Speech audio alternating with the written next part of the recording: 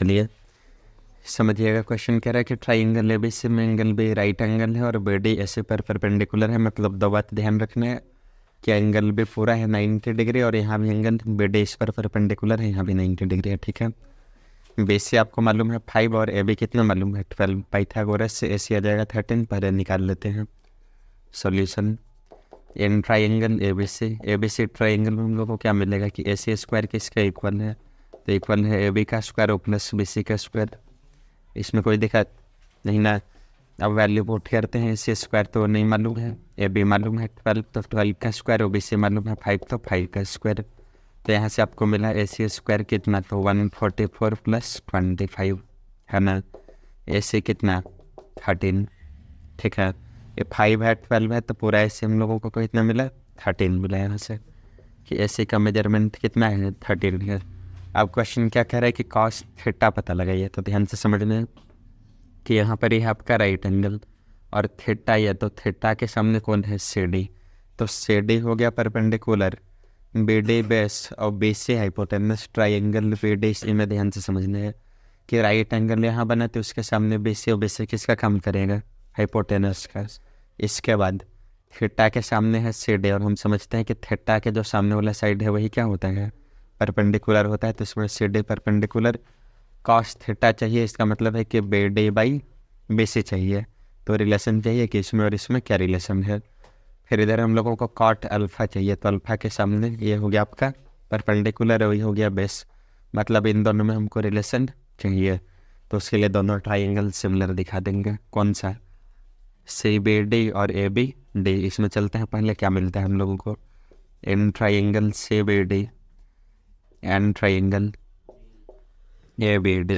ध्यान से समझना है कि सी बी डी और ए बी डी में क्या मिलेगा।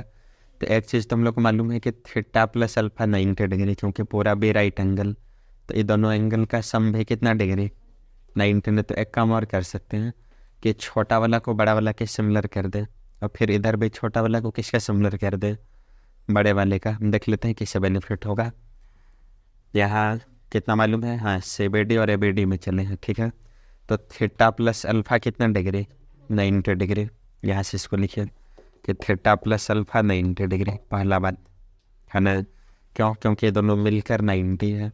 अब सुनना है ध्यान से, हमको एक एंगल ले लेते हैं, ये वाला मान लो, नाम दे दे इसका एंगल 1। तो अब अल्फा और एंगल 1 का सम भी तो 90 आएगा। जब यहाँ 90 है तो अल्फा और एंगल 1 भी कितना है 90 डिग्री। तो अल्फा प्लस एंगल 1 भी 90 degree. Equation first equation second. अब चलेंगे from equation first and equation second. Theta plus alpha is equal to alpha plus angle 1। Alpha से अल्फा कैंसिल, थीटा किसके इक्वल एंगल 1 का। फायदा क्या हुआ, सिमिलर हो गया सर हमें। Therefore by A similarity, angle angle similarity से हम लिख सकते हैं। अब यहाँ ध्यान से समझना है कि नाम कैसे लिखेंगे। ट्राइंगल सिमिलर है तो पहले थीटा एंगल और एंगल 1 ये दोनों इक्वल हैं। यही दिख रहा है ना कि थीटा और एंगल 1 आपस में क्या है इक्वल। तो यहाँ थीटा तो यहाँ एंगल 1, तो यहाँ बी लिखेंगे, यहाँ ए लिखेंगे। ट्राइंगल यहाँ बी लिख दिए, इधर क्या लिख दिए ये सिमिलर है। ठीक है, अब आगे लिखते हैं ट्राइंगल बी। बी के बाद हम राइट एंगल लिए तो इसमें डी मिला। राइट एंगल क्या है डी, और डी के बाद सी। तो इधर हो गया ट्राइंगल बी डी सी। ए के बाद राइट एंगल आप डी लेंगे और देन क्या लेंगे बी। ये तो पहले ही ले लिए थे। अब राइट एंगल, क्योंकि एंगल तब राइट एंगल, इधर सभी सेम पैटर्न, एंगल तब राइट एंगल है ना। कि पहले जो दोनों में इक्वल एंगल है तो थीटा और एंगल 1 इक्वल है तो इसको दिखा दिए।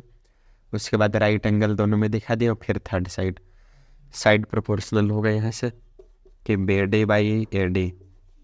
B D first second, A D first second equal होगा D C second third, D B second third. और इधर बी सी फर्स्ट थर्ड और A B first third. Triangle similar होगा तो ज़रूरत पड़े तो हम साइड को सिमिलर दिखा सकते हैं, इतना कर सकते हैं। अब इसमें से हम लोगों को कौन कौन चाहिए उसका हम अपनी ज़रूरत के हिसाब से लिख सकते हैं। बी डी आपको पता है नहीं पता है, ए डी पता है नहीं, डी सी मालूम है नहीं, और डी बी मालूम है तो भी नहीं। फर्स्ट और थर्ड को अगर लेके चले तो बी डी नहीं मालूम है, ए डी नहीं मालूम है, फिर बी सी पता है और ए बी पता है। ये दोनों को पहले लेके चलते हैं फर्स्ट और थर्ड को। कि B D by A D is equal to B C by, ये भी ध्यान से समझना है। हम इसको लेकर चले कि हमको थोड़ा आसान लग रहा है ना। अभी कैसे आसान लग रहा है यहाँ पर क्लियर होगा। बी डी मालूम है, नहीं मालूम, तो बी डी को बी डी छोड़ दिए। ए डी को हम क्या लिख सकते हैं, टोटल 13 है, तो इधर एक्स मानेंगे, तो इधर क्या बचेगा 13 माइनस एक्स। दो वेरिएबल आ जा रहे क्या है, दो तो आ ही जाएगा। एक बी डी भी नहीं पता है, दूसरा भी नहीं पता है। अच्छा, अगर छोटा वाला को बड़ा वाला के सिमिलर करें तो यहाँ से आपको मिल रहा है बी डी बाई कितना ए डी, अभी इसको ही छोड़ दिए। और बी सी कितना मालूम है, अच्छा ठीक है उसका ज़रूरी नहीं है। बी सी हम लोगों को कितना मालूम है 5, और ए बी कितना मालूम है 12। तो रेशो तो मिल गया कि B D by A D का रेशो कितना है, तो 5/12 का है। और B D by A D चाहिए, B D by A D चाहिए, हाँ चाहिए, कॉट अल्फा में चाहिए, है ना। अल्फा एंगल के लिए यहाँ क्या मतलब, यहाँ साइड एग्जैक्ट नहीं मिल रहा है कि यह साइड कितना ही साइड कितना हमें नहीं पता लगा है, उसका रेशो से दे आ गया, कोई दिक्कत। B D by A D, ठीक। तो बी डी यहाँ समझना कि कॉट अल्फा चाहिए, तो अल्फा एंगल के लिए वाला क्या हो गया परपेंडिकुलर, और ये क्या हो गया बेस। और कॉट क्या होता है, तो कॉट होता है बी बाई पी, मतलब उल्टा, मतलब B D by A D चाहिए, तो B D by A D को हम लोग क्या लिख सकते हैं, कॉट अल्फा आ गया 5/12। ठीक, अब हमको